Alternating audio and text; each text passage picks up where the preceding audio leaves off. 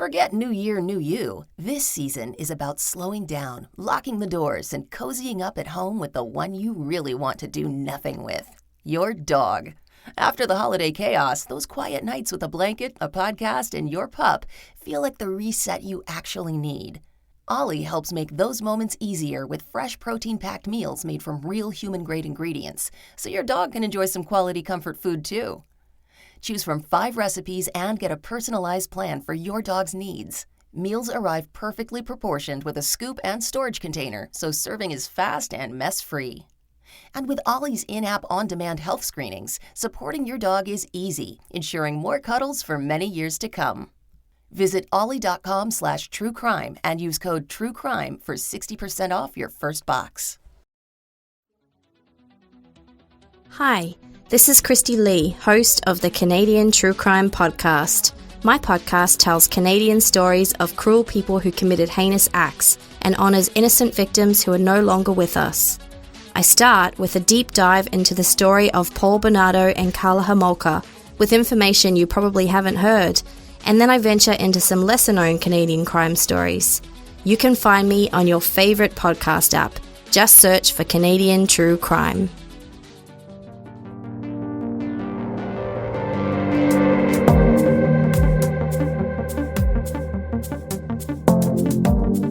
Hey everyone, this is Jillian, and thanks for tuning in to episode 30 of the Court Junkie podcast.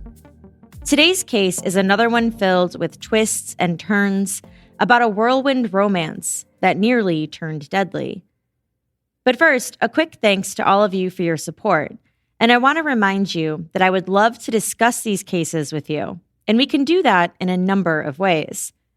First, you can join my Court Junkie discussion group on Facebook by going to courtjunkie.com/Facebook. This week's hot topics in the group were the Michelle Carter trial, the pros and cons of writing to inmates, and police mistrust in ethnic and minority communities, which happened to be one of the most civil discussions I've ever seen on the topic. But if that's not your thing, you can also find me on Twitter at CourtJunkiePod, on Instagram at CourtJunkie, or you can email me at podcast@courtjunkie.com. And a quick disclaimer about this episode before we get started. There is a lot of audio that I'm going to play, and it's not because I don't want to narrate all aspects of this story, but the audio in this case is just absolutely fascinating, so I do think that it's important to hear. And now, on to the show.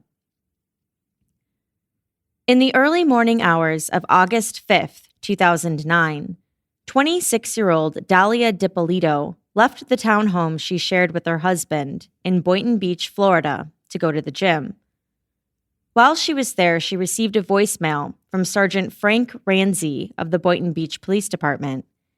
He told her that he needed her to call him as soon as she can, that it was urgent.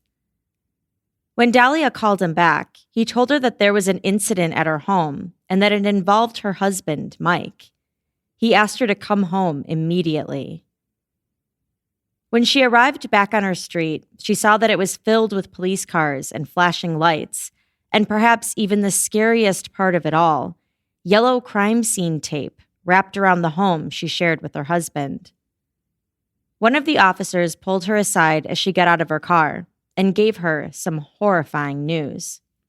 I'm Sergeant Ranzi. I'm the one that called you. Thank you for coming. I'm sorry to call you. Listen, we had a report of a disturbance at your house, and there were shots fired. Is your husband Michael?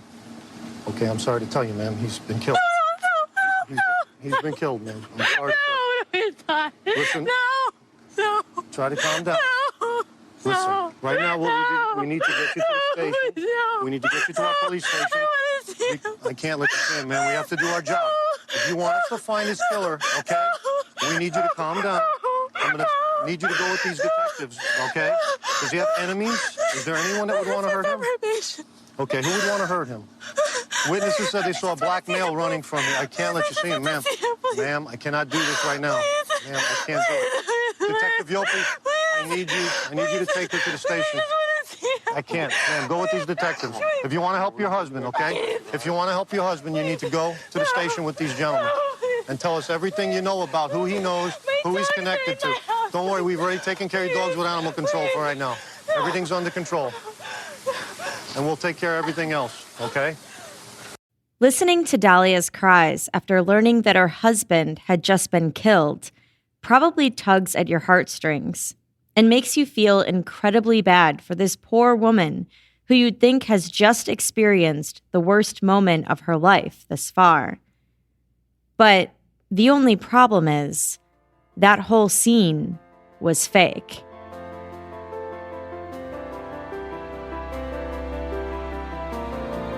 Just 2 hours earlier, after Dalia had left to go to the gym, 3 police officers showed up at the Dippolito home and woke her husband Mike up from his sound sleep. And what they told him would definitely catch anyone off guard. They told him that his wife had tried hiring a hitman to kill him, but luckily, that hitman just so happened to be an undercover police officer. Once Mike got over the initial shock, however, he didn't seem to be very surprised to learn that his wife of less than a year had reportedly tried to have him killed. He quickly accompanied the officers to the police station, while other officers stayed behind to stage their fake crime scene before Dalia got home. Once he was safely at the police station, Mike talked to the detectives about his relationship with Dalia. I met my wife. First of all, what's her name? Dalia. Dalia Muhammad is her original maiden name. Okay. Now her name's Dalia Dippolito. We met, I believe, in October, and she's actually an escort. That's how I met her. She came to my office one day. You called her and solicited? I called her and solicited her to the office, and she came to the office. What year is this? This was 1 year behind this year, so that's 08. Mm-hmm. Yeah, because we're in 08 of October. And after that one time, we started dating, and she lived in California at the time, so she moved home and immediately moved in with me. And pretty much we were on a fast-track relationship. So Mike and Dalia had met in October of 2008, while Mike was actually married to another woman. But within months of meeting Dalia, Mike's separation and then divorce was well underway. As Mike said in his interview with detectives, his relationship with Dalia happened quickly, perhaps what you'd call a whirlwind romance. Within 4 months of meeting each other, and just 5 days after his divorce was finalized, they went to a county courthouse and got married. The detectives asked Mike what had happened earlier that morning, before Dalia had left for the gym. Now, this morning, what was that this morning when you woke up and she was at the house? Tell me about that. I've been laid up, hell surgery on my back for a week and a half, and this, I go to the gym at 5 o'clock every day. I've been going 5 years or more. And I would say maybe 2 months ago, she all of a sudden wants to go with me. And, as soon as she goes with me, I get a note on the car window, and she's with me. I've been going there forever without an incident. And for her to go to the gym with me is just ridiculous. She just never wanted to. I thought it was a little weird. I didn't think much of it. So all of a sudden, I'm laid up, and she says, today, I'm going to go to the gym. I'm not feeling good, this, that, and the other thing. And, I didn't think much of it. I did think it was odd. But, I had to kind of give her the benefit of the doubt, Now, today when she goes to the gym, when was the last time she went to the gym early in the morning, do you know? Since she was with me 2 weeks ago. 2 weeks ago? That was just one time, and then today? Well, she was going for a couple weeks with me, but Okay. she stopped. As soon as I stopped, she stopped. Okay. She You doesn't stopped with the surgery? I stopped because of surgery. I'm the one that goes to the gym. She follows. Okay, so she never goes to the gym by herself? No, never. Okay. And today was the first time First she went time she went by herself. Okay. Yeah. So. And then, did she say anything besides, I don't feel good, but I'm going to the gym, or anything that... No, nothing. It was, I'm sitting there playing it in my head, and she told me she'd bring coffee back from Starbucks, and I have a really nice coffee maker, and I'm like, what? Like, I don't even, just a little off key, like, for her, but nothing. She just left. Mike told the police that there was a handful of unexplained incidents that had occurred in the weeks leading up to this. Someone had planted drugs in his car and then called the police, and someone had left a note on his car demanding money. And why was this particularly troubling? Because although at the time of this incident, Mike was working as a self-employed marketer, he definitely had a shady past. Years earlier, he had served time in prison for fraud after scamming investors out of nearly $200,000. Although he had stayed out of trouble since then, he was still on probation and was scheduled to be until 2032. So if police ever found drugs in his car, for example, that would be a violation of his probation, and he would be sent back to prison. This investigation has been going on since Friday night. Fortunately, we ended up getting ourselves involved in, preventing this from happening to you. And you say it doesn't surprise you at all, huh? No. It's like a bad movie, It really doesn't surprise me, like I said, I haven't had this many incidents go wrong in my life, in my life, and that I've had since I met this girl. I haven't had my truck searched 2-3 times, I don't do that kind of shit, so all of this is very out of character for me. My life is, since I met Dalia and since we've been married, the dynamics of my daily life have changed drastically. I don't have police interaction anymore. I don't, and I've seen the police more than 10 times probably since I've been with her over stuff that's unexplainable and sounds crazy to people. I don't tell people my business anymore because they think I'm crazy. So who was Dalia Muhammad, now Dalia Dippolito? Dalia was born in New York, the oldest of 3 children, but grew up in Boynton Beach, Florida. When she was 17, her father reportedly cheated on her mother, and they got divorced. Dalia's mom then raised her and her siblings. As Mike said when he met her, she had been working as a sex worker and also as a real estate agent. And now, about 6 months after marrying her, Mike found himself in the position of having to decide whether or not to press charges against his wife. Whatever she gets, she deserves. I'll do whatever I have to do to help this case move along. Okay. I have to. So you want to prosecute and follow through with this? Yes, I do. Okay.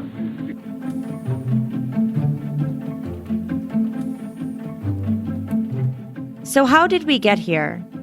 A few days earlier, a man named Mohammed Shahadi walked into the Boynton Beach Police Department to meet with detectives. He had called them the night before and told them that he had a friend who was trying to hire a hitman to kill her husband. That friend was Dalia Dippolito. He told police that he and Dalia had slept together in the past and had remained friends. They asked him if he would be willing to become a confidential informant for them and to wear a wire so he could record his conversations with Dalia, and he agreed. And so the plot was underway. Mohammed spoke with Dalia and referred her to a hitman, who was actually an undercover officer. And then she and the hitman plotted Mike's death. The plan was for Dalia to go to the gym on that Wednesday morning, and while she was gone, the hitman would either break in and kill Mike, or wait until Mike left to go run errands and kill him then.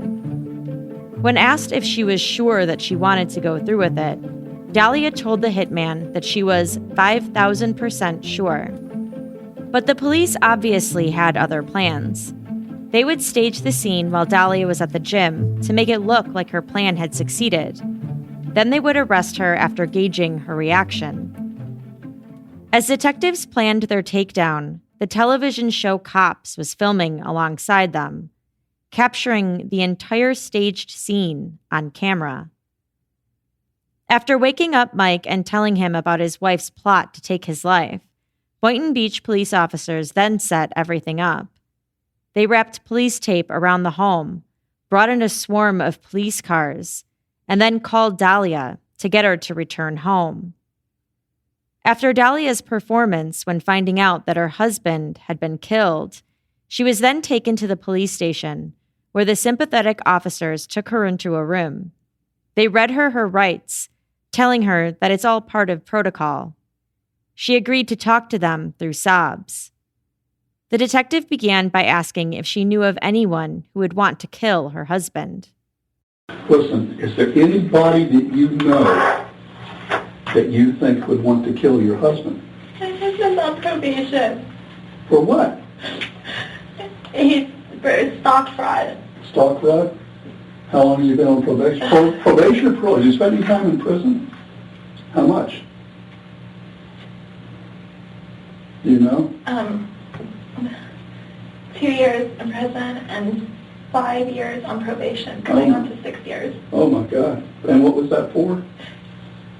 It was for taking money. It was like, he explained it like boiler room kind of, where they would take money from people and put it towards things. Yeah. How long have you guys been married?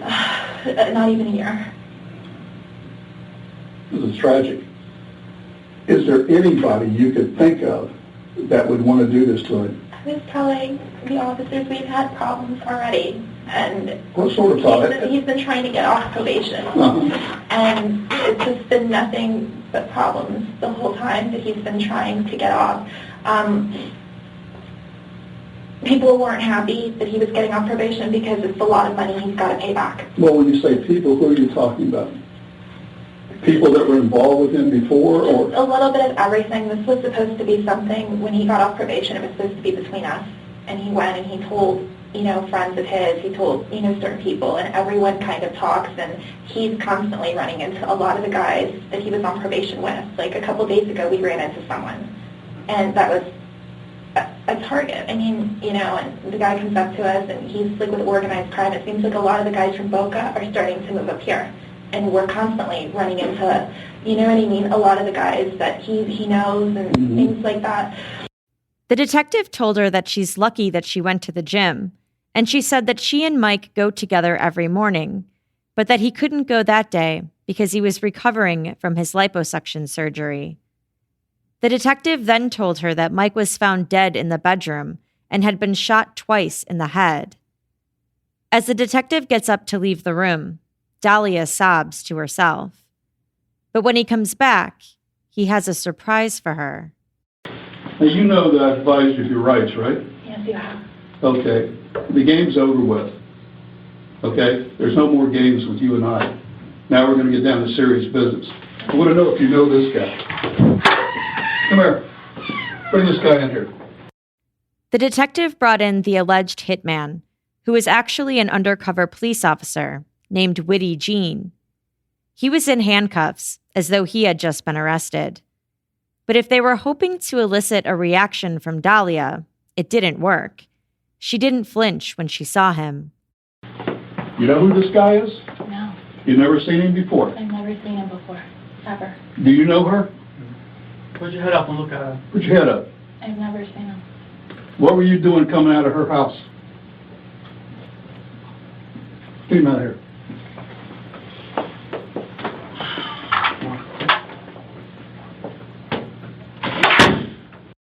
The detective then told her that the jig was up.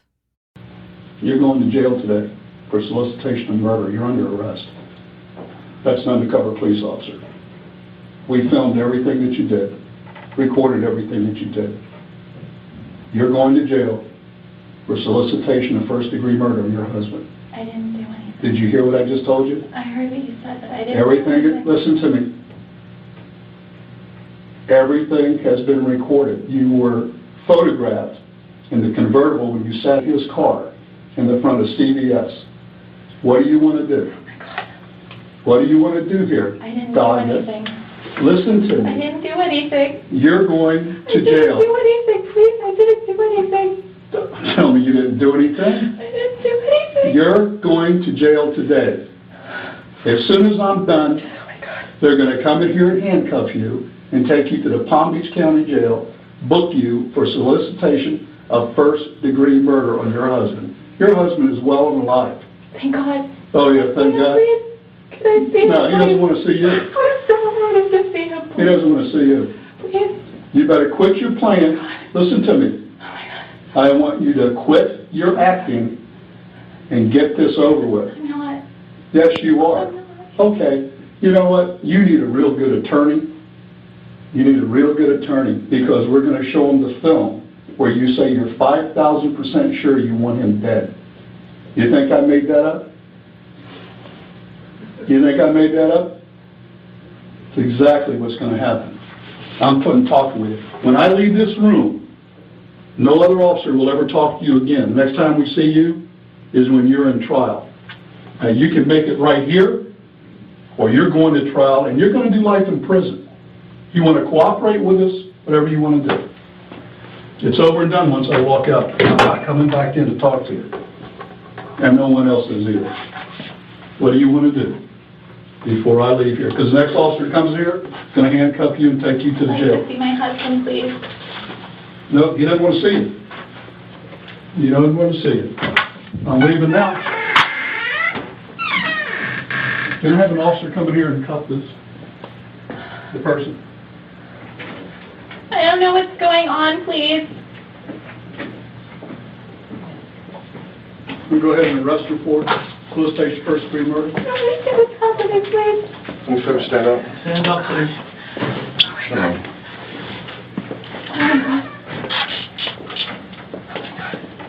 They put her in handcuffs and then brought her husband, Mike, in. Oh my God! He's alive. Come here, please. Come here. Mike, come here. Come here, please. Come here. Can't fix it. Why not? I didn't do anything I to heard you. Mike, come here, please. Come here. Okay, thank you. We'll take her back to booking, please. But Mike refused to talk to her. She was taken into custody and charged with solicitation to commit first-degree murder.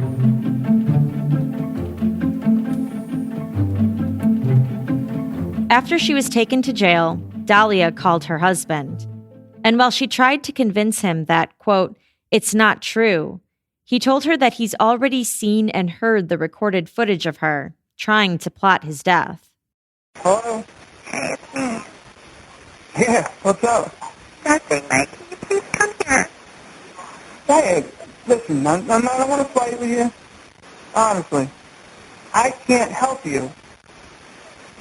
Mike, Don't you understand what just happened? what they're saying is not true.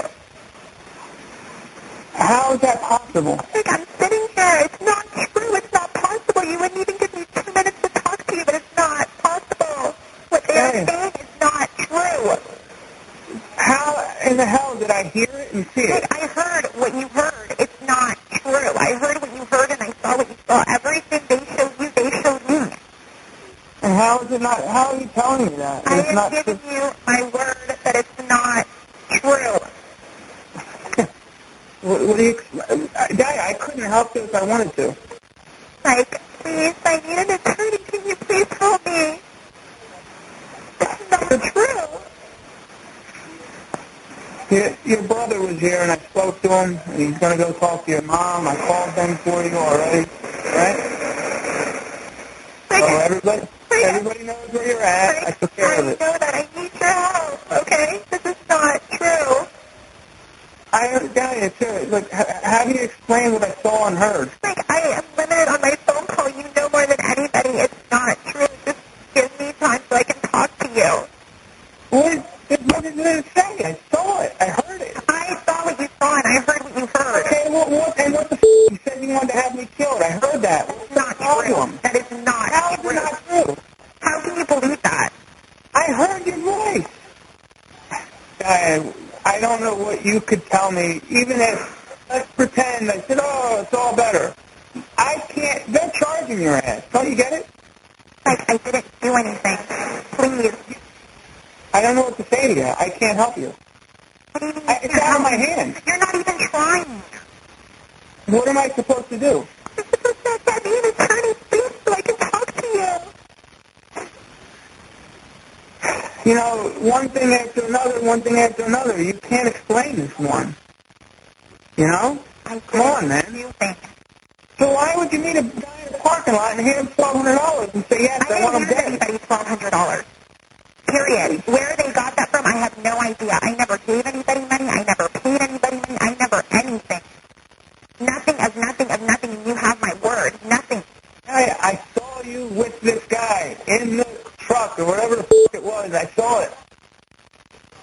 I heard your voice clearly. What? I don't understand. I did not say those things, period. So how did they get your voice on that tape recorder? Like, I'm limited with my time, please. Okay, can you please help my mom, please? What can I do? You can get me money, please. Is she going to call me? No, why would she call you? Call my mom. I did call her already. I spoke to her, and she didn't believe anything I said, and I didn't say anything bad. I let her know. Because you didn't want to help her. I already talked to my mom. You didn't offer to help her. You just said, okay, well, whatever. You gotta be kidding me, man. Look, Dalia, I heard you say that shit. Like, okay? I'm telling you right now, okay? You can't fix it. You gotta listen to me. You need to get your lawyer. Your mom's gonna get you. I spoke to your brother. And you need to just handle it. Because, Dalia, listen, if I go screaming to the judge or whatever, I say, oh, it's okay, they're charging your ass. Like, it doesn't matter, period. It doesn't matter. You can hire 5 lawyers. They're charging your ass. They have your voice, your face, everything on tape. You're in a lot of trouble. I'm trying to help you. Are you trying to help me? How? Because I'm trying to get your head, get off the bullshit, and understand what's going on here. What bullshit would that be?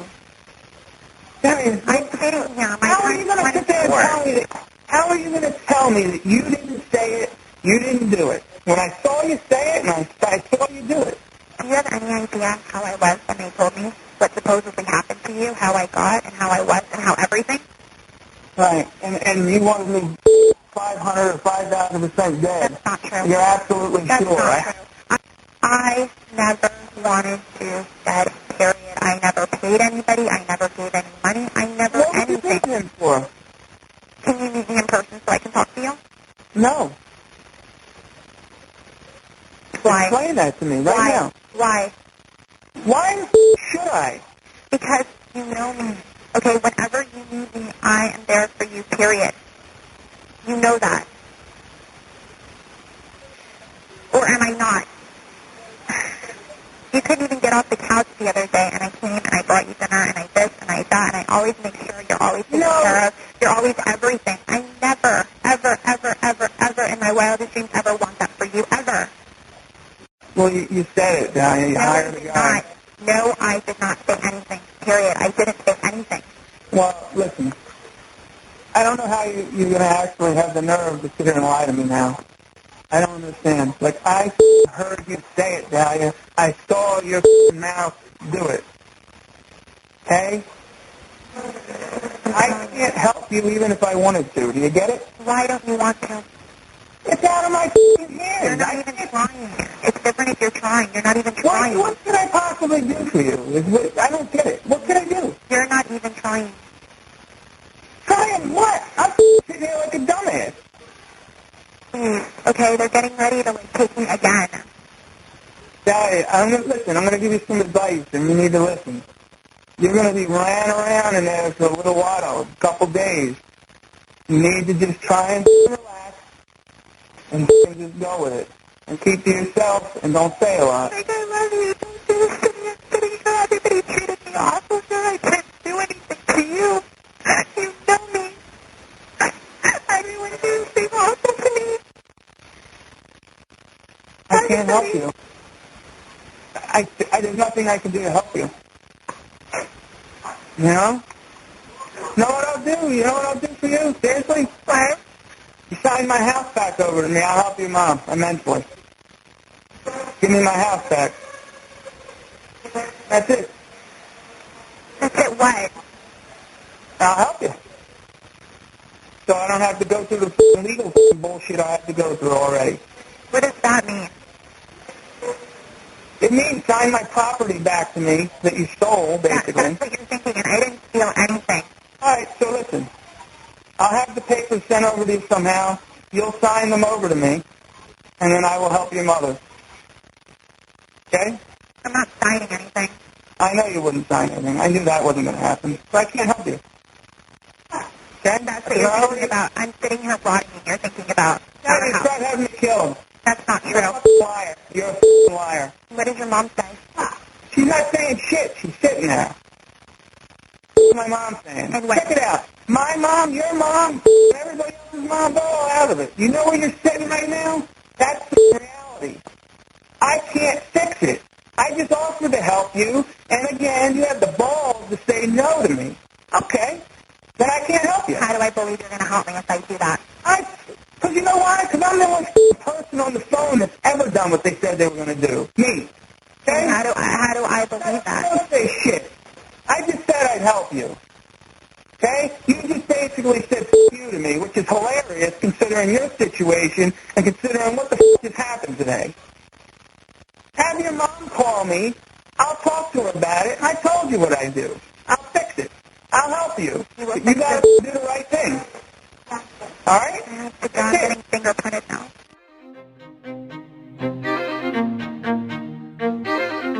Dalia's trial began in April 2011. She was facing up to 30 years in prison if convicted. The prosecution presented their case, saying that Dalia was a scheming, manipulative woman who used sex to make men do what she wanted. They presented recorded videos from hidden cameras that police had installed in Muhammad's car. Muhammad had met with Dalia at a gas station parking lot in early August 2009, just days before her arrest. Dalia got into his car and they began discussing the murder-for-hire plot. Dalia told Muhammad that if she files for divorce, Mike will come after her. It's not about the fucking money, she said. Muhammad told her that he was going to set her up with a hitman that he knows, saying that this is, quote, all he does. They strategize how it will go down and how much money it will cost. She told Muhammad that she had a plan to point out certain people who would have wanted to harm Mike to police afterwards. She can then be seen giving Muhammad $1,200 in cash so the hitman can buy a gun. She also gave him a photo of Mike and another of their house. She instructed him to wipe her prints off the photos. Phone calls between Muhammad and Dalia from August 3rd, 2009 were also played in court, where they talked about when the hitman would call her to set up a meeting. In another call, Dalia told Muhammad that there's a chance that the hitman could steal some money from Mike. She said that on that following Wednesday morning, Mike was planning on going to the bank to pull out $10,000, which she told him that they could keep. In the phone calls, it's really difficult to understand what Muhammad is saying, but it's what Dalia says that is the most important. His business partner or whatever texted him that he needs to start giving him more money and shit and whatever to pay down what he fucking owes him. So what happened was that on Wednesday he's going to meet him and he's giving him 10 grand. What? Hey, huh? Where is he going to get 10 grand? He's talking to me, one person, not everyone else. I need to understand detail. I'm in the middle of the bed right now. Nothing. He's going to the bank. He's pulling out 10 grand from the fucking bank, and then he's going to this guy's office to fucking drop it off on Wednesday morning. So what I'm trying to tell you is that fucking our friend or whatever hooks up with him for fucking coffee. You could get a piece of that. Is what I'm trying to say to you. From that fucking money. Why the fuck? You know what I mean? Even though whatever's taking place, he could fucking just give that to you. The prosecution played another call from 2 days prior to when the hit was supposed to take place. It's the first call from the undercover officer, Witty Jean, posing as a hitman to Dalia. Hello? Hey, can you talk? Yeah. All right. I got word. You need me to get a call, so I'm going to head down your way, all right? I'm going to need $3,000 up front. All right, I'm going to need the key to your house. You heard me? Yeah, where are you? All right, I'm heading out from Miami, and we'll be there in about an hour. All right? Okay. And we'll meet you somewhere for 95 by your spot. Okay. You live off of Gateway, right? Yeah. All right. I'll call you when I get there by Gateway. All right, thanks. I remember, 3,000, key to the house. All right? All right, thanks. Yeah. In another phone call, Dalia contacts Muhammad and tells him what the alleged hitman had just said to her. She tells him that he asked for $3,000 up front and for a key to her house. She says she's concerned that he's going to rob her. And then, perhaps the most damning evidence against her, a recorded video between Dalia and Witty Jean, the acting hitman. Hey, we're staying in here, right? All right, yeah. Okay. Yeah. Dalia gets into his car, and they start discussing when Dalia will pay him. She had already paid $1,200, and he wanted an additional $3,000 up front. She talks him into letting her pay him after it's done. They then get into the details. How are we going to do it? So if we go ahead and we do it, like, at the house, like, how soon could you do it? And I could do it Wednesday morning at the house, because I was looking in the newspapers here. There's been a lot of burglaries in this area. All right, it's not uncommon for someone to break into a house. Okay, it's going to be like I break into the house. Didn't think he was going to be home because everybody works in the daytime. Right. You're going to think he's at work. When he's not at work, then, he gets two in the head. That's it. I take a couple things with me, break a couple windows, make it look like a robbery that went bad, and it's all over. I'm gone out of there. You understand? I'm not going to be by myself. I'm going to have other people watching my back, doing the thing. You know what I'm saying? Because does he have guns in the house? No. All right. He's right now, he's on probation, so there's a lot of people that don't like him. All right. What's his name? Mike. Mike, all right. Okay. Yeah, all right, so that's how I'm going to do it. You know what I'm saying? Robbery went bad. That's the thing. Okay? Now, once that's done, I'll wait a few days. I'm not going to call you right away because the police are going to be all over this motherfucker. Understand? The police are going to be asking you questions, although they know it's going to be obvious what it is, and they already know. You know what I mean? But, they're going to ask questions, because that's how they got to do it. Okay? But I give you maybe 1 or 2 days, but I'll be in contact with you. You know what I mean? When it's all done, and then I get paid. He then expresses caution at not wanting to get caught and not wanting her to blow their cover, essentially. She responds that she's a lot tougher than she looks. I'm a lot tougher than what I look. I know you're like, oh, what a cute little girl, whatever. But I'm not. You are. You're extremely beautiful. Thank you, but I just need to make sure everything's going to take care of. All right. Okay. So you pay me the back end. How much are you paying me? What do you say back end? Okay. When it's all done, I was going to get $3,000 from you today, and $3,000 when it's all done. Right. Okay? Since I'm going to collect all of it at once, just throwing maybe $1,000 more, $1,000 or $2,000. So can you do 7 or 800,000? What's this money? This is 7. Is that okay? Okay, 7 cash. Then, just like she told Muhammad, she tells Witty Jean that Mike is planning on going to the bank on Wednesday and withdrawing $10,000, and that if he kills him then, he can keep the money. He's going into the bank on Wednesday and he's pulling up money. Like, I know what bank he's going to. What bank is he going to? In Boca. Are you familiar with Boca? I could find out. I know exactly which bank he's going, and I know what time he's going to be there. And he'll be there early. He'll be there when the bank opens. Okay. All right. What's the name of the bank you're going to? So, the bank that he's going to Bank of America. In Boca? You know where exactly that is? Yeah, I know exactly where, what time, everything. Okay. So I don't know if, the problem with this, though, is that from where the bank is to where the partner's office is, it's literally, next door to each other. Okay. He's going to have to get back in the car to go there. I know where the office is at and everything like that. I could show you where everything's at. His office, his apartment? Yeah.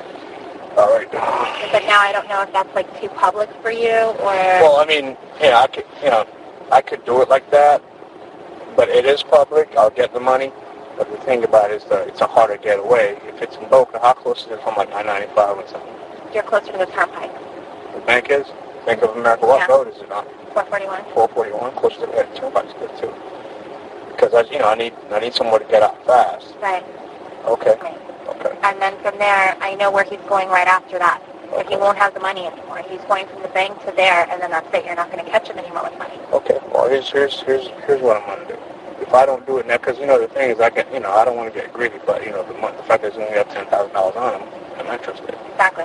It's only going to make it look like, he has more reason to be robbed because of that amount of money. Right. Right, and they're probably going to suspect the partner because the only partner knows he's going to get that. Exactly. All right? So what I'm going to do is that, I'm going to try to change my plans a little bit and then try to, do it with the whole bank thing. You know, if I can't come through with it by Wednesday, then it's going to have to be at the house. You know what I mean? Right. But I'm more interested in that additional $10,000 I'm going to get from him. You know what I mean? Because, you know, that's not going to come out of your pocket. Let's see, I got one more thing for you, though. But what I wanted to say to you is that I wanted to make sure, like, for example, like, okay, this shit doesn't happen Wednesday. Thursday morning, for example, you don't come and I'm there, you know? At the house? Right, like, I want to make sure, like... No, if I listen, if it doesn't happen by Wednesday, I'm not coming. All right? I'm not coming. What I'm going to do is that if I don't get it done, you're going to get your money back. You know, if it doesn't happen, and if it doesn't happen by Wednesday, I'm going to have to call you from another phone and, you know, tell you a whole different plan. You understand? Okay. You know, but I'm not gonna do anything that you don't know of. You know what I'm saying? You're the client. I'm not gonna, you know, do anything without your approval. You understand? Right. So. You know, Wednesday I told you where he's gonna be, and then you need to know where he's gonna be after he leaves the partners, or no? Where's he gonna be at? He had a dentist appointment right across the street at like 9:30, 10 in the morning. Okay, 9:30. When asked if she will change her mind, Dalia says she's 5,000% sure she wants to go through with it. All right, Wednesday, bank, $10,000, right? Yeah. And doing y'all. All right, it's gonna be in that car. His name is Mike. And so he just had surgery. When? His back right here. His back. All right. Okay. So he's not gonna be able to move that. He won't be able to, like, I mean, he walks fine and everything like that, but I mean, you know, it's going to be like a little bit of a struggle. Okay. He wears here, like all this here, you know, all these here are like tender points. Okay. All right. Okay. If it's not done by Wednesday, then I'll call you. If it's done by Wednesday, the only thing you're going to hear from me is to collect, all right? Which is why I said that, you know, between now and when it's done, you know, you're not going to have an option to change your mind. Even if you change your mind, you're not talking to him. There's no changing, no, there's no, like, I'm determined already. I'm positive, like, 5,000% sure, like, I was stressing when you told me you were going to come up here, and then I'm, like, looking at the time, I'm like, what the fuck, he's not coming, he's not this, you know, it's like, all this stuff or whatever, like, no, when I say I'm going to do something, I'm going to do it, like, as soon as he told me, listen, I need the money from you, I went, I grabbed it right away, like, we were good to go. Like, with me, you're not going to have a problem, you're not going to have an issue, you know what I mean, nothing of nothing, I just... They then plan for Dalia to go to the gym on that Wednesday morning to make sure she isn't home when it happens. Do you go jogging in the morning? You go to the gym in the morning? I was going to the gym, yeah. I mean, if I go tomorrow, it's not going to look weird or anything. Okay. I go to the gym on a regular basis. All right, Wednesday morning, go to the gym. All right. All right, because if I can't do the bank thing, you know, then I'm going to have to do it at the house. I don't want you at the house. Okay. Understand? Around 6:30, 7 o'clock, he always walks the dog in the morning. Okay. And he walks the dog across, like, over where the lake is, and our door is always unlocked. I'll be in the house by 6:30 Wednesday morning. Okay. 6 o'clock, you're in the gym. Okay, if you decide that you're not going to do the... Well, that's the thing. Listen, by the time you get back from the gym, you're going to find two things. His dead body in the house, all right, or nothing. All right. Okay, if it's nothing, then it's going to be the thing. All right. All right? Okay, so what I'm going to do is I'm going to go to the gym tomorrow then. But then when I go Wednesday, it's not a big deal. Okay. But remember, always around 6:30, 7 o'clock, he's always walking the dog. Walking the dog. Okay. Just make sure you're at the house by 6 o'clock in the morning Wednesday. Okay. Okay? She then gives him directions to her house. Okay, you're going to go down the first one, make a left. Yeah. And then there's going to be like a one-way ramp. Keep going. Right. And then you're going to U-turn. Okay, and then it's going to be on the right-hand side, via the Pepe. Yeah, all right, that's what it was. Yeah, 13 point odd yet. All right. Okay. All right. Thank you so much, and I guess... You'll hear from me. I'll hear from you. All right. All right, thanks a lot. Okay. Bye.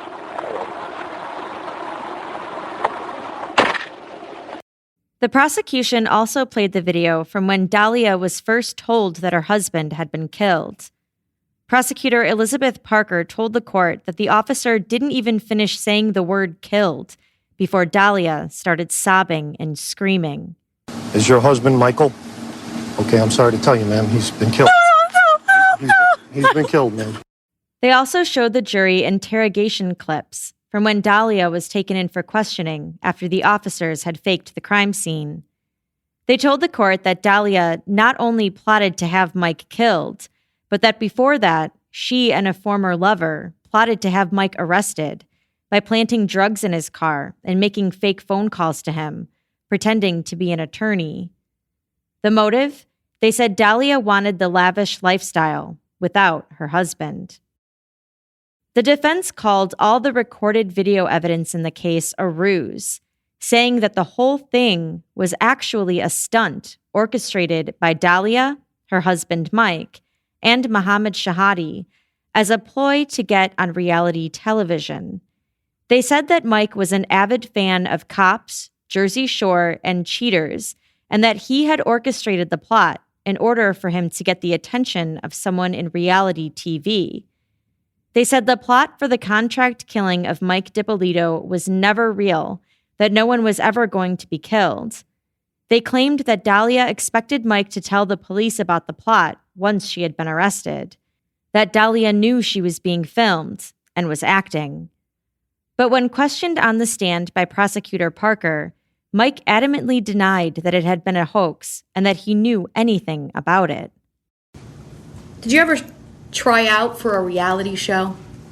No. Did you ever have aspirations to be on a reality show? No. Did you ever speak to a producer about an idea you had for a reality show? No. Did you ever talk to anyone at the Boynton Beach Police Department about having a reality show? No. Did you ever write a script for a reality show? No. Did you ever act out any scenarios with the defendant for a reality show? No. Have you been paid any money from any media source about this case or about your story? No. Have you been paid any money for any TV show or any reality show from your involvement in this case? No. The defense also brought in a TV expert who testified that people will often do outlandish things in order to become famous. And they brought in a digital forensics expert who said that Dalia had done searches on her computer months prior on how to get onto reality TV. But the jury didn't buy it. They found her guilty, and the judge, who called the murder for hire plot pure evil, sentenced her to 20 years in prison.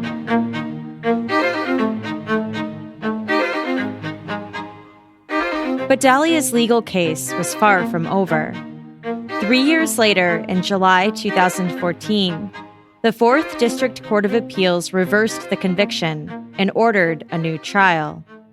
According to their ruling, Dalia had argued that the court erred by denying her request to individually question prospective jurors about their exposure to pretrial publicity.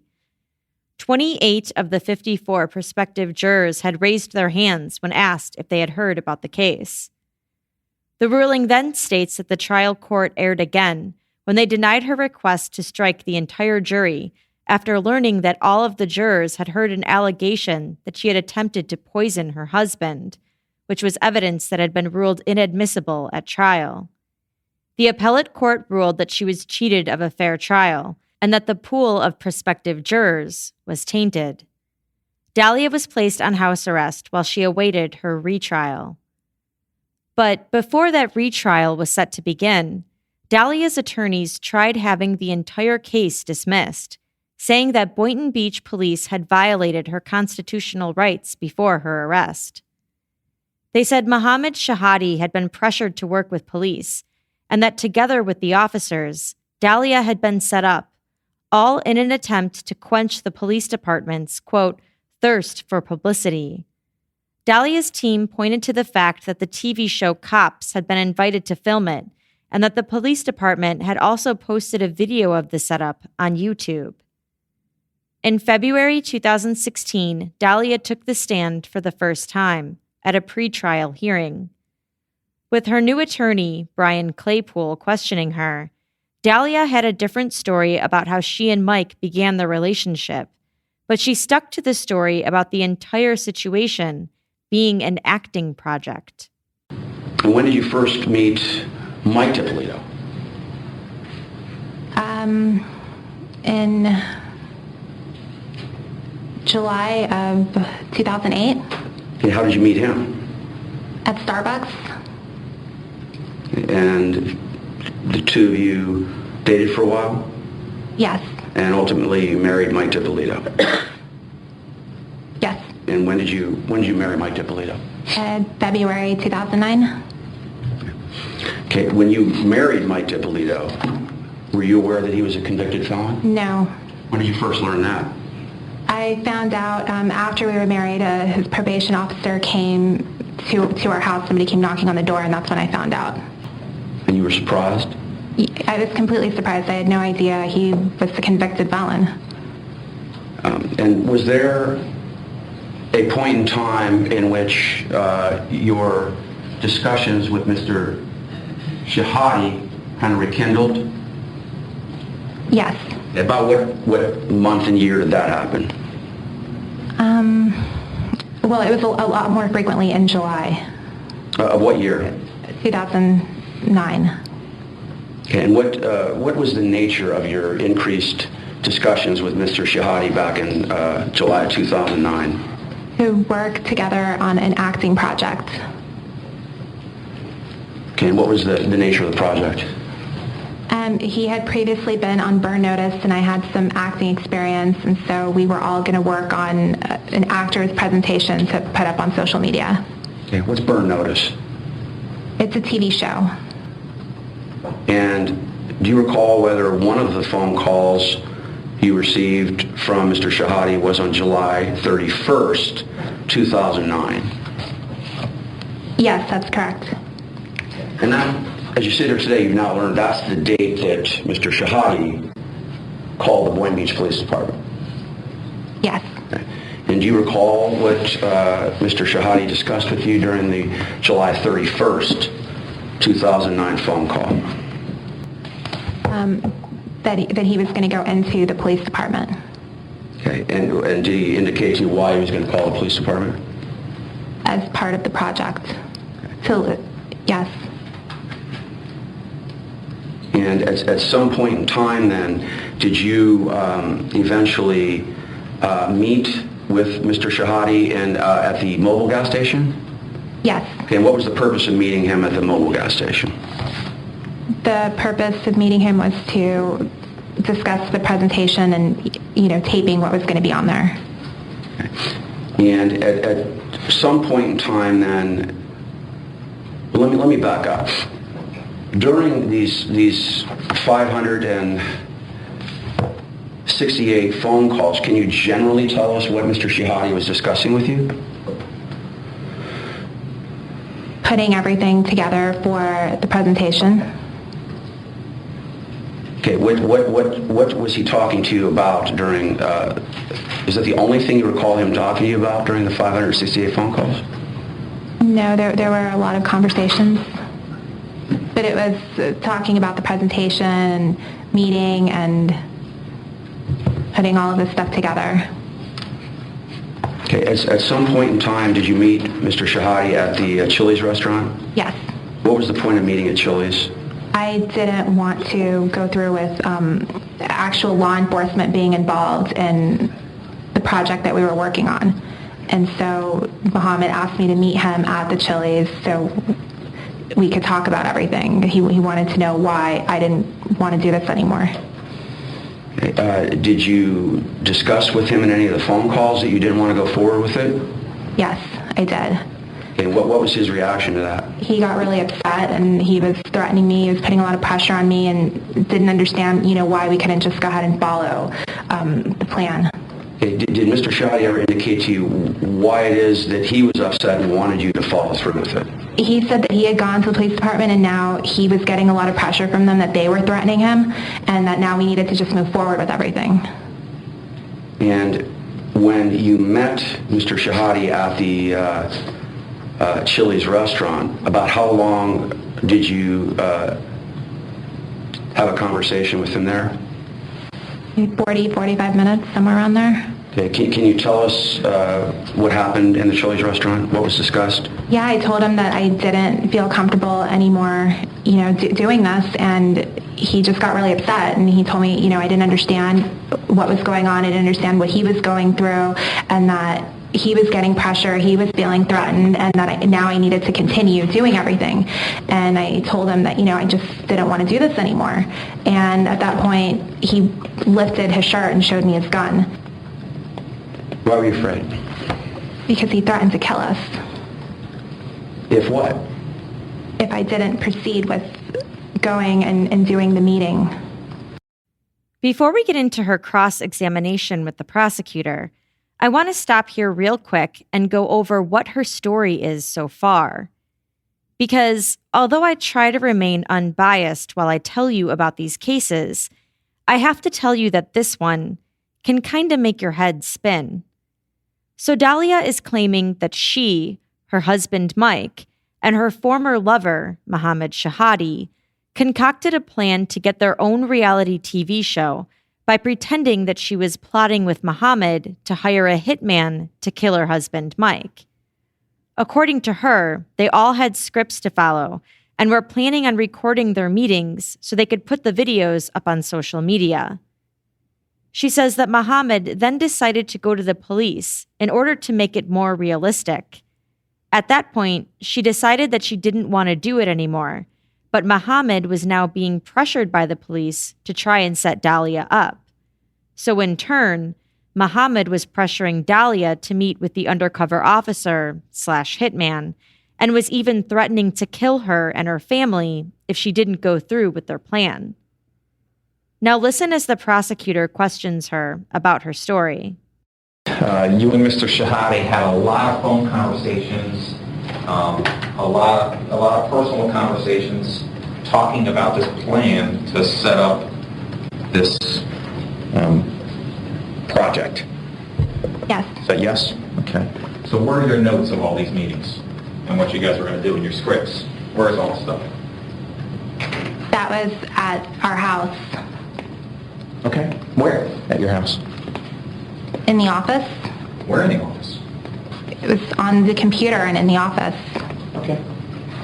So you can still get that, right? No, I actually can't go back to that property. Okay. Did the police seize that computer? No, they didn't. They didn't? No, they didn't. Mike was actually leading that investigation, and no, they didn't take anything that was relevant. All right. Was your ex-husband involved in this? Yes. So he met with you and Mr. Shahadi, and you guys had all these conversations, the three of you together. Yes. Did you keep track of stuff on your telephone? I don't think so, no. You guys clearly had text messages between each other talking about getting together to do this stuff, to work on the project, right? There were a lot of phone calls. It was more phone calls than anything. And are you just phone calls? But what about text? You don't text? Because you sent a lot of text. I know that there were a lot of phone calls. But there's not one text, is there, with you texting anybody talking about any kind of a project involved acting, is there? I'm not sure. I mean, we were talking so much on the phone, it was easier to talk than it was to text. So tell us, you're aware that when you talk to Mr. Shahadi, you're being recorded by the police? You're aware of that? No. You have no idea the police are recording you guys? No. So none of this stuff, none of these tapes you knew anything about being recorded? No. Okay, you didn't know anything about Woody Jean being recorded? No. You didn't know anything about Mohammed Shahadi being recorded? No, there was one, but I thought it was Mohammed taping it. I didn't know the police were taping anything. Gotcha. So when you got arrested, did everything change? Yes, everything changed. I'm being accused of something that I didn't do. Absolutely. That wasn't part of the scheme, right, for you to get arrested? No. Absolutely. Okay. Dalia is then shown portions of the video where she's meeting with Mohammed in a gas station, and the prosecutor continues to question her about what was said. This one was at the Mobile. Is that the mobile gas station? Yes, that's the one that Mohammed was supposed to be recording. Okay. And where was the recorder?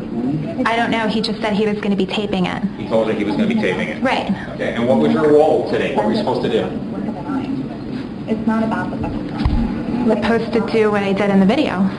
It was, I'm sorry? I was supposed to do what I did in the video. You want me to go through the whole video? Okay, so this is supposed to be something you guys are going to put online so that you can get publicity. On social media, yes. On social media. Right, to see if we could so we could try to get an acting job from it. So this was acting? Yes. After that gas station meeting, Dalia tells the prosecutor that things started to fall apart with their plan. Yet she continued to call Muhammad and recorded phone calls by the police. All right, so tell me, after August 1st and before August 3rd, what happened with you, your husband, and Muhammad between August 1st and August 3rd related to this so-called project? Muhammad's telling me that he's being threatened and he's getting pressured from the police, and he's threatening me. And I'm doing what he's telling me to do. Sure, tell the judge how he's threatening you. He threatened to kill me. Why did you call him then? Because I had to call him. And why? Why'd you have to call him? Because if not, he was going to hurt me. He was going to hurt my family. Right, Muhammad has domestic violence issues. Muhammad has been in trouble for domestic violence. All right, so what's interesting is when you talked on direct, the first time you ever mentioned anything about Muhammad making a threat to you was at Chili's. When you told him you didn't want to do that. That's where I saw his gun, was at Chili's. I'm going to object in this state for testimony. So now he's threatening you before Chili's and before August 3rd. He's threatening you since August 1st. No, he threatened me with his gun at Chili's. But you just told us that at this phone call he's already threatening you. But not with his gun. Not with his gun. Just threatening to kill you. He's with his bare hands, right? Threatening to hurt me. Okay, and how's he threatening to hurt you? He's telling me if you don't go through with this, I'm going to hurt you. And what'd you tell your husband Mike about this? I was scared, and Mike is also, in agreement with him. Oh, so Mike's also he's threatening to hurt you as well. Mike is in agreement with continuing with what Muhammad's saying. Gotcha. The prosecutor continues to question her about different things that are said in the recordings, and Dalia continues to insist that it's all part of their script. Is that the $1,200 that you handed to him 2 days earlier? There was money that was handed to him. You just told us that the $1,200 was payment to Muhammad. Right. For him to have. Right. Then why are you asking Muhammad what the $1,200 was for that you already gave him? It's part of the script. Oh, this is also part of the script. So he's threatening you now, and then this is... So part of the script was for him and Mike to threaten you that if you didn't go through with this, that they were going to come after you? That was part of the script? The $1,200 was for Muhammad. Okay. Why did you ask Muhammad what the $1,200 was for 2 days later? There are things that I said. I was nervous. I was stressed out. I was... You forgot, right? You forgot what it was for 2 days earlier? There was a lot going on during all those days. Got it. All right, well, you meet Muhammad at Chili's right before you meet with Witty Jean. Is that correct? Yes. And through all this phone conversation that you had with Muhammad, you're terrified of him. Yes. He's threatened you, and your husband's threatened you. They put pressure on me, yes. And how did they put pressure on you? What did they say? They told me that I needed to do this, or... What's the pressure? What pressure they put on you? Or what? They told me that I needed to do it. They're yelling at me and they're telling me that I need to do this. But you're such a good actor, you were able to play through this whole scenario here without acting scared at all, right? I was being told he was telling me that I needed to do it, and so I did it. Yeah, when did he do that on there? You didn't even know that was recorded. We had so many phone calls. He called me and he did tell me that. We had a lot of phone calls. You didn't even know that phone call was recorded. There were a lot of phone calls. You're not playing nearly anywhere of all the phone calls that we had. You did not know that phone call was recorded, did you? Did you? You did not know that was recorded. There were a lot of things that were taped. Or not? Did you know that that phone call was recorded? We had done according to the script, so that was according to the script. So is it a yes or no? Was that you knew that was recorded, or you didn't know it was recorded? Which one is it? Well, it was scripted. I can't account for Muhammad. I wasn't the one doing the recording. You just don't want to answer it, right? Doesn't fit in your little fantasy? No, but I can't answer for Muhammad.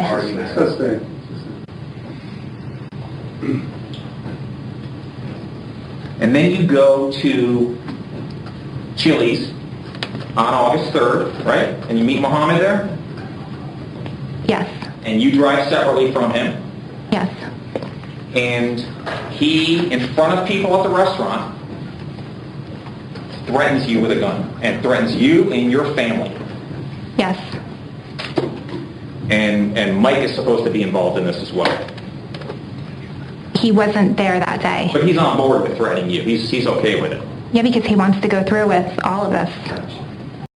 Dalia claims that she didn't give Witty Jean, the undercover officer / acting hitman, any information because she didn't know him and didn't want anything to happen to Mike. But the prosecutor played the part in court where she describes to him how to get to their house. No, I wouldn't bring my key or picture or anything, the alarm code or anything. I wouldn't want anything to happen to Mike. Why? I wouldn't actually give him those things. This is a script. It's part of a play. Right, but I don't know him, and so I'm not going to go ahead and give all those things. Okay, but you gave the $1,200 in the pictures of your husband and the vehicles he drives in your house to Muhammad to get to this guy. No, the money was for Muhammad. And you wouldn't tell this guy, because you don't want him to know anything, you wouldn't tell this guy anything about Mike's daily activities or where Mike's going to be so that he could kill him, and you wouldn't tell him anything about the alarm and what to be careful for at your house. You wouldn't do that, would you, to the stranger? It wasn't. None of it was real. I had no reason to believe that he was going to get hurt. So this is part of the script as well, right? I'm not providing anything. I didn't give him anything. All right, let's listen. After he plays the part where she's describing how to get to their house, she again tries saying that she didn't give him any information, that she was just saying things. It was things that, are just being said. So you're telling us you're terrified of Muhammad, you're terrified of your husband, and you don't want to tell this guy any details about your life, but you're willing to tell him that your husband's going to go get $10,000 out of a bank at 8:15. Oh, I don't know. No, that's not true. Really? All right, listen. He then plays the part where she says that Mike is going to be withdrawing $10,000 from the bank, and she gives him the bank's name and location. From where the bank is to where the partner's office is, it's literally like next door to each other. So I guess that's true, huh? No. That's not true? No. You didn't say that stuff? I did say it, but it wasn't true. Oh, it wasn't true? No. Oh, so you made that stuff up. He wasn't going to the bank at 8:15 No. to go to his parking place. No. Okay. Why did you make that up? Because Muhammad told me to. Oh, he told you to say that? Yes. He plays the jailhouse call from Dalia to Mike after she's been arrested. She claims that what she means when she's asking him to help her is that she wants him to tell the police how this was all an act. The judge denied the defense's motion to dismiss the case and called their claims of entrapment overblown. He did, however, say that the police sometimes acted in ways that were, quote, not consistent with good police practices. So Dalia went to trial for a second time in December 2016. This time, the prosecutor's strategy was a little different. For one, they didn't call Dalia's husband Mike to the stand. Instead, prosecutor Craig Williams said in his opening statements that they would be focusing solely on Dalia's words, actions, and intent. They presented 1 day of evidence, which included the recorded tapes of Dalia talking to Muhammad and Dalia talking to Witty Jean, the undercover officer. They also called Witty Jean and Detective Alex Moreno, the lead detective in the case, to the stand. Unlike the first trial, however, they did not show the video of the officers telling Dalia that her husband had been killed at the staged crime scene. Dalia's defense team had a different strategy, too. Instead of the reality TV defense they had used in the first trial, they were now focusing on the Boynton Beach Police Department, saying that they were at fault for manipulating the investigation because of their involvement with the cops' TV show. They called the police department a rogue agency and said that they pressured Muhammad into being an informant for them and then neglected to record all of the phone calls and meetings between Muhammad and Dalia. For example, the one meeting that had taken place at a local Chili's, where Dalia claims that Muhammad had threatened her to continue with the plot, the officers say that they don't have any recordings from that meeting due to a malfunctioned wire. but the defense claimed that the police either lost it or destroyed it. The defense also called Muhammad to the stand, who said that he had originally gone to the police department to get help for Dalia. He testified that he told them his friend Dalia had been talking about wanting her husband dead, and that he was concerned that she was in an abusive marriage. He said he hoped the police could help her. Muhammad said the police installed cameras in his car without his consent, and that they forced him to continue participating in the investigation, even after they broke their promise to allow him to remain anonymous. And then, in their closing arguments, Dalia's attorney, Brian Claypool, revealed another interesting tidbit. While pleading with the jury to find her not guilty, he said, "Allow her, give her that freedom back, to go home to her family and to her infant son," meaning that Dalia had become a mother while on house arrest. The jury deliberated but was unable to agree on a verdict. In fact, the judge told the court that the jury was split evenly, 3 for guilty and 3 for acquittal. Dalia remained on house arrest while awaiting what would be her 3rd trial.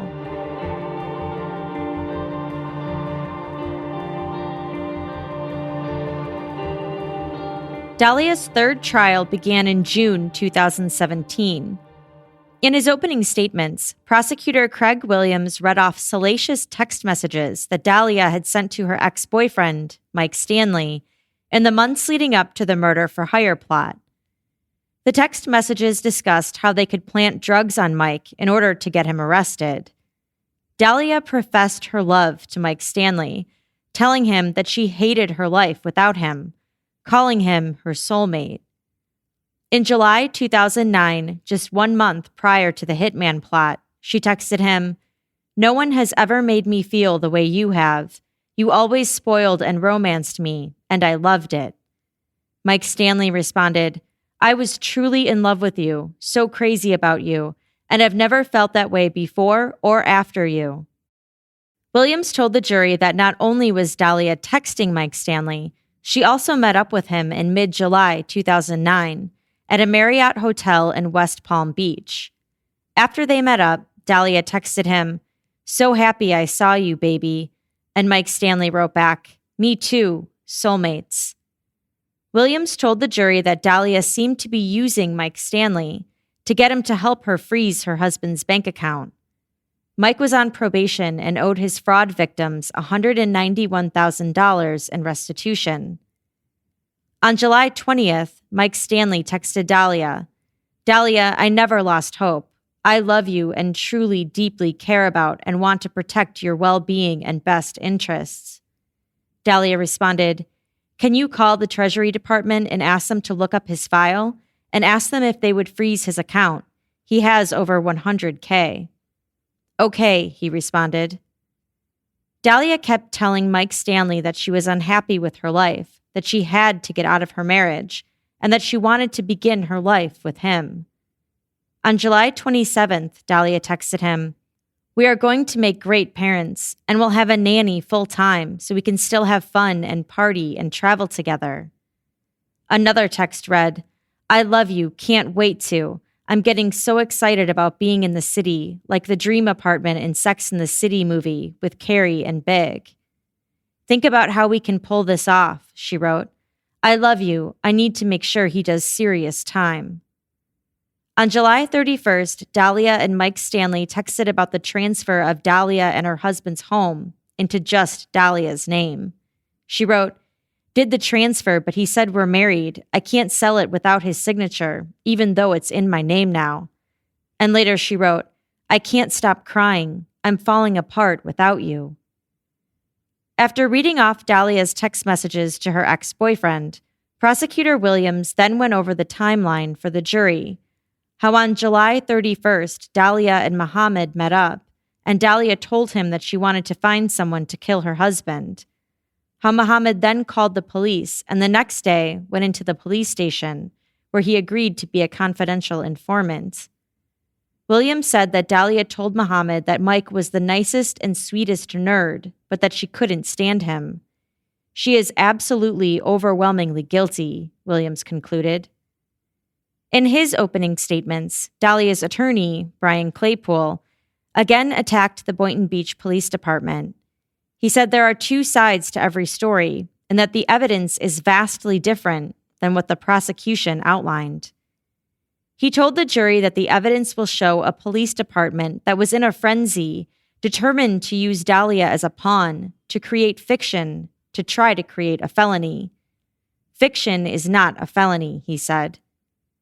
Claypool said that Prosecutor Williams forgot to mention that the Cops TV show was filming at the Boynton Beach Police Department during the timing of all of this. He acknowledged the text messages that Williams read off during his opening statements and said, "Did you hear any evidence in any of those text messages about Dalia wanting to kill Mike? Not one mention." He said that Dalia did want Mike's account frozen by the IRS, but only because he's a convicted felon and owed almost $200,000 to a bunch of elderly folks. He went into detail about Mike's prior fraud conviction, saying that Mike had an investment company and would call old people and get them to give him checks and cash in order to invest it, but that he would take the money and instead put it in his personal bank account.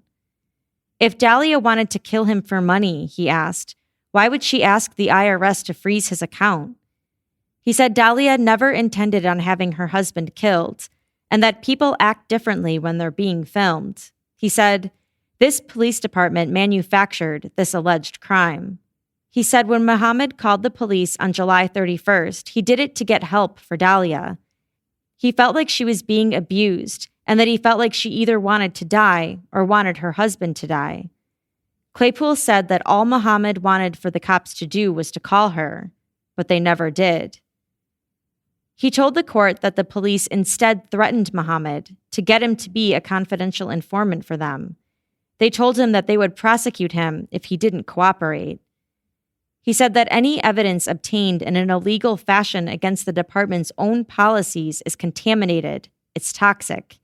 He said it cannot be relied upon because the integrity had been, quote, completely demolished. Claypool also said that there were at least 25 recorded phone calls that won't be played in court, that only 5 of them will. And he said that there were about 30 calls from Muhammad to Dalia that weren't recorded, something that's against department procedures. You must record all phone calls from the informant. He pointed out that Witty Jean had told Dalia to bring her house key and $3,000 to their meeting, and that she didn't. Dalia showed reluctance to have her husband killed, and the police should have stopped there. He said that undercover officers should not continue to escalate the situation to try and elicit comments by Dalia that'll help get her arrested, and more importantly, he said, help with the Cops TV show. The first witness called to the stand was Mike Dippolito.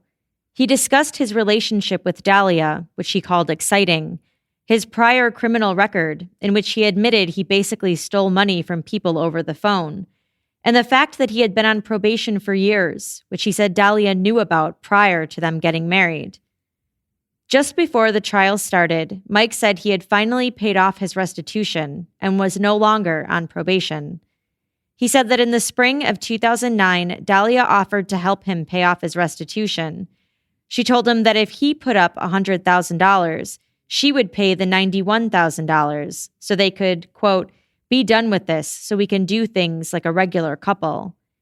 He said he gave the money to Dalia and that she was supposed to give it to his lawyer, but she never did. He said he never saw that money again and that she had been trying to get him arrested. He said there had been a string of bizarre incidents that he now believed his wife had been responsible for. He said one day, as he was leaving the gym, he was approached by a police officer who asked to search his vehicle. He consented and they searched it. They didn't find anything and he was free to leave. But at some point after that, he found something weird in his car. What happened? I was going to an AA meeting. I needed sugar because I made coffee. I have the coffee commitment. And I said to my friend Freddie, you get the sugar, I'll get some gas. So I pull in the gas pump, I pop the thing, and I unscrew the cap, and there's a big bag of, big enough, it looked like cocaine and pills inside the cap. So I looked around, I grabbed it and I threw it in the trash can, and I kind of mildly panicked, and I told my friend, let's get out of here, because it hit me that was probably there when they searched my car the day before. Okay. Yeah. When you say it was in the gas... There's the door you open, and then there's the cap, and I screwed the cap off, and there's a space in there, and it was literally in that hole. So is that the hole where you would actually insert the gas nozzle? Yeah, there's that wide, that long hole after you put the cap in there, and it was in there. So. Did you tell the defendant what you found when you got home? Yeah. What was her reaction? She acted upset. He said he could have gotten prison time for violating his probation had the police discovered that. Another time, he and Dalia went out shopping and to dinner. As they were walking back to the car, they saw about 8 police officers along with a canine. He said they were trying to get his spare tire off the back of his car. Did you see them drop your spare tire? Yes. And did you see anything they located in that area? They found a cigarette pack. Do you smoke? No. At all? No. Do you know if there were narcotics located in that cigarette pack? I was told there was, yes. Hearsay, Judge. Sustained. Disregard the last statement. Where was the defendant while this was happening? Standing next to me. What was her reaction as she's standing there? She was acting surprised. What was going through your mind after the incident at Manalapan and the incident at City Place? I thought Dalia planted drugs on me.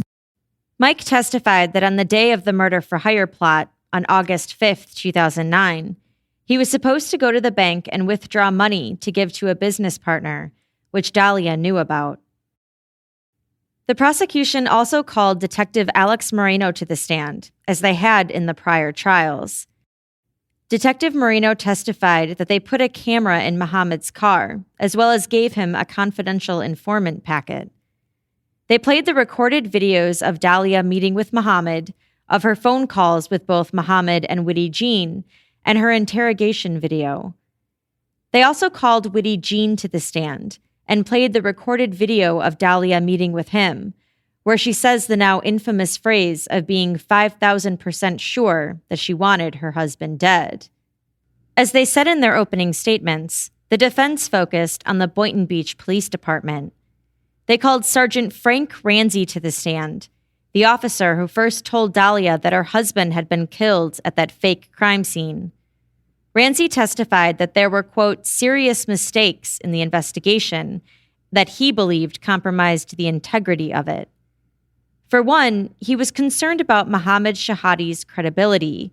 He also said that had the wire malfunctioned during Mohammed's meeting with Dalia at Chili's, as the department claimed, there was time to get a new one, which they didn't. He said that Mike Dippolito was never notified that he was in harm's way until the morning of August 5th, even though the investigation had been going on for 5 days. He said he also didn't want the cops' TV show present, but that he was told by his superior that he had to work with the TV crew.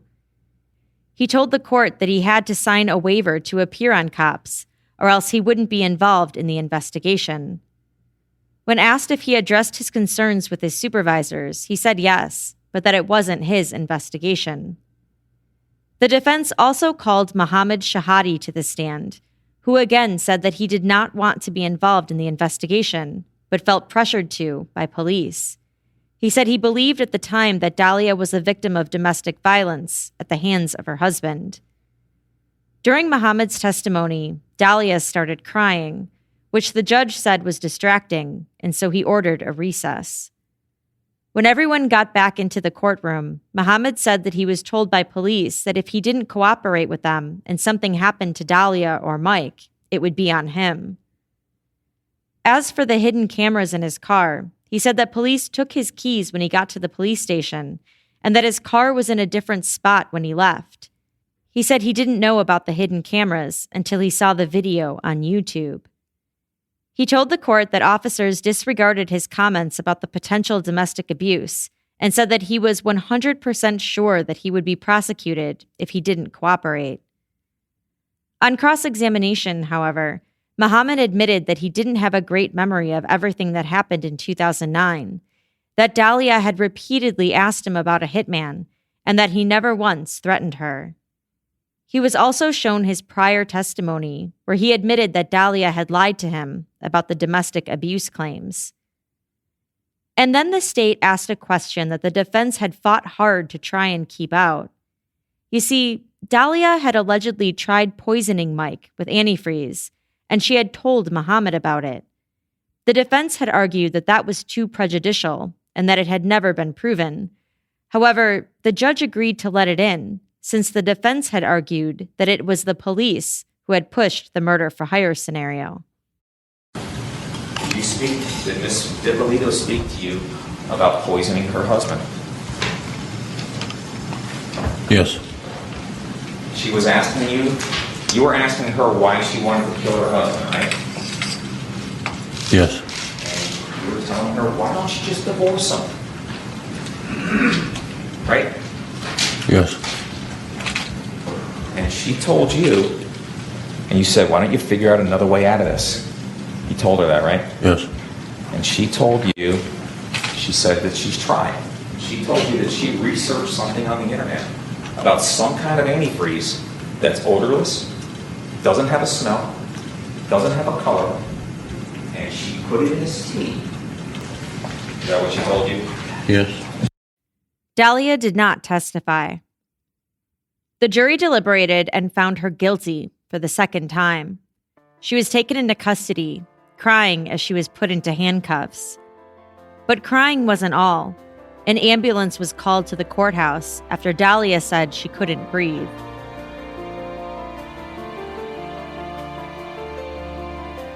Dalia was sentenced to 16 years in prison on Friday, July 21st, 2017.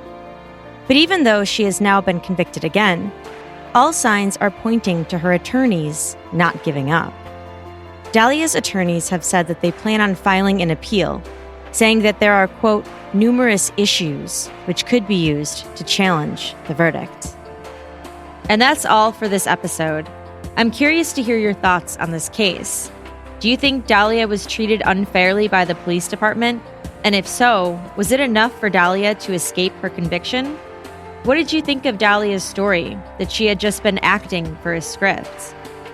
Let me know either on Facebook by joining our discussion group at courtjunkie.com/Facebook, on Twitter at courtjunkiepod, or on Instagram at courtjunkie. You can also email me at podcast@courtjunkie.com. And before I go, I want to thank some more of my Patreon supporters. A very special thank you to Jenny, Sarah, Alice, Marie, Shannon, and Be Kind Callie. To support this podcast, you can donate as little as $1 a month, and in return, get early access to episodes without the ads. Just go to patreon.com/courtjunkie. Thanks again for listening. Until next time.